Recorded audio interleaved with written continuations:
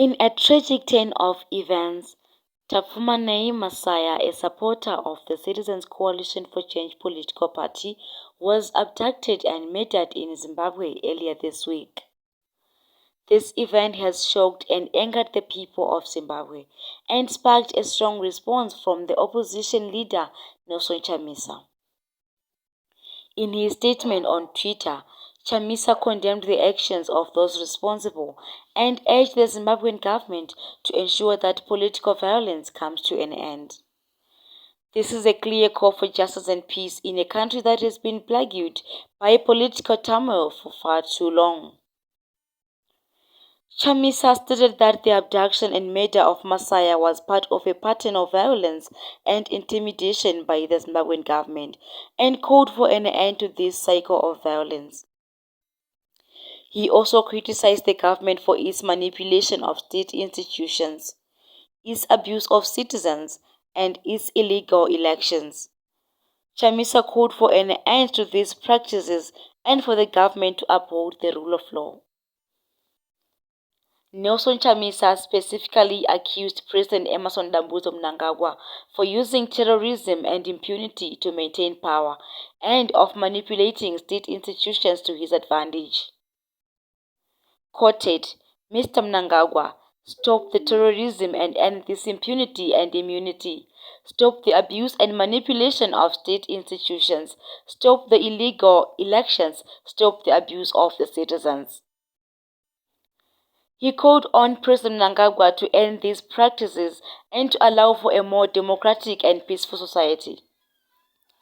Chamisa also stressed the need for free and fair elections, stating that the current system is illegal and violates the rights of the people. In addition to his criticism of the government, Chamisa also addressed the Zimbabwean police force. He urged them to be professional, to serve the people and the country, and to uphold the law. He called on them to protect citizens, to safeguard national integrity, and to arrest those responsible for the abduction and murder of Masaya. Chamisa stressed that the perpetrators must be held accountable for their actions. He goes on to state that instead of wasting resources, over $5 million on illegal by-elections and focusing on side shows, let's focus on the main show. We must focus on addressing the disputed election, a broken nation, an ailing and failing economy, political toxicity, and the deeper and bigger challenges and issues affecting our beloved nation, said Chamisa. He goes on to say that his thoughts and prayers go to the family of Tafumane Masaya, the citizens' family, and all Zimbabweans at large. The abduction and murder of Tafumane Masaya has raised serious concerns about the state of democracy and human rights in Zimbabwe. While opposition leader Nelson Chamisa has called for an end to political violence and for those responsible to be held accountable, it remains to be seen whether his calls will be heeded. In the meantime, the people of Zimbabwe continue to suffer under a government that is accused of repression and abuse of power.